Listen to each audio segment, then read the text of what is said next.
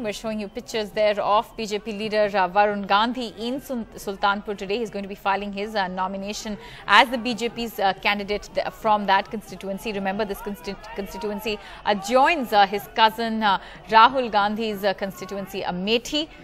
What you're seeing right now are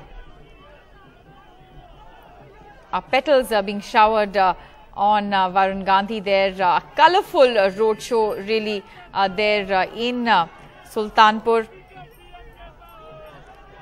That roadshow, in fact, likely to culminate in Varun Gandhi filing his nomination there in Sultanpur. Well, my colleague Anant now joining us for more on that. Anant, previously Varun was a sitting MP from Pilibhit district, his mother as well. He's now going to be contesting elections from the Sultanpur seat there in Uttar Pradesh.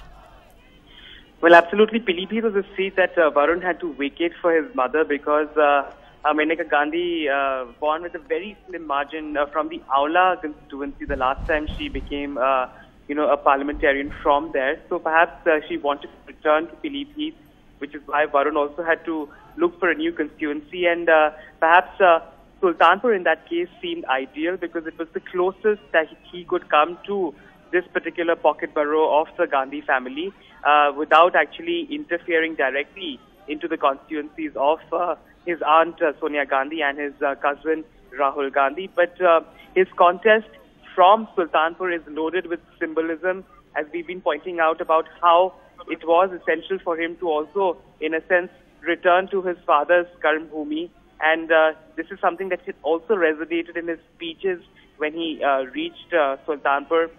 We also followed him on his campaign trail, in Sultanpur. And wherever he would go, he would invoke his father's legacy about how his father contested from Amethi, which is not far from there, because now also there are certain parts of Amethi that fall under the Sultanpur Lok Sabha seat. And he did make it a point to engage those people who were actively involved in his father's campaign and who see, in a sense, a return of, Sanjay Gandhi through Varun Gandhi. So that has also been his electoral strategy over there. He is also somebody who's trying to build some sort of a cadre for himself in Sultanpur, and that is an exercise that is already underway for several months. His candidature was only recently announced, but he had been he's been visiting Sultanpur, and his team is also, in a sense, camping here and working at the grassroots level to build some sort of a support base for him over here. But it is going to be a very keenly watched contest because, as we've been pointing out, that the sitting MP, Congress's Sanjay Singh's wife, Amita Singh, who is a former MLA, she is going to be contesting against him without the support of the Gandhi family, and she, in a sense, will have to fight it out on her own because the star campaigners of the Congress cannot enter the territory of Sultanpur to campaign against Varun Gandhi.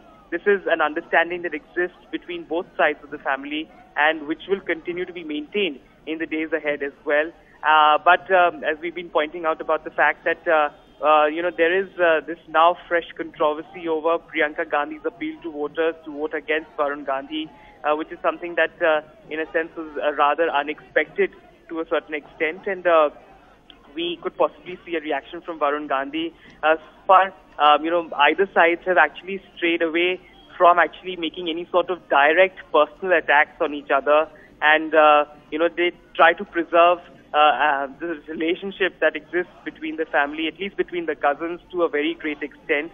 That is the sense that we get from both sides of the family, also when we ever try to talk to them otherwise. And interestingly now, Varun Gandhi, as you point out, is carrying out this road show. It is also a show of strength that he needs to demonstrate that he is somebody who is being accepted by the people of Sultanpur, also for being a Gandhi, at the same time for being a politician in his own right.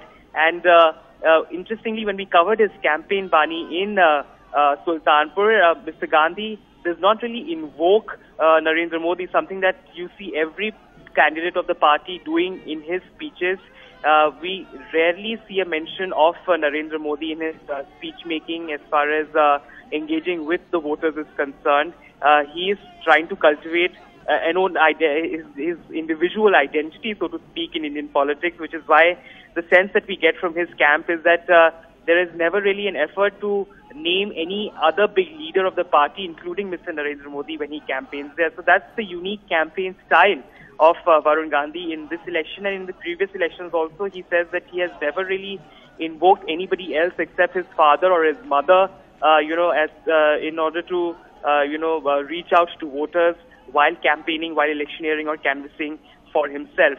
So this is the kind of an electoral strategy that Varun Gandhi is adopting, and there is also a certain amount of, caste arithmetic that goes into play, and he is trying to also, in his speech making, reach out to people, in a sense, trying to say that this is not an election about religion. We saw how he was booked for an alleged hate speech in 2009, and there is a certain sense of reform that also comes across in his campaigning. He no longer chants Jai Shri Ram at a rally. The kind of speeches he makes, he ends them with Jai Hind instead. So there is this change in Varun Gandhi's brand of politics also that is quite reflective in the kind of campaigning that he's been doing recently. We would see a lot of saffron references in his campaign speeches in the last elections, but now those seem to have gone away, and only the talk of development or the lack of it by the current ruling UPA government is something that resonates in his speeches.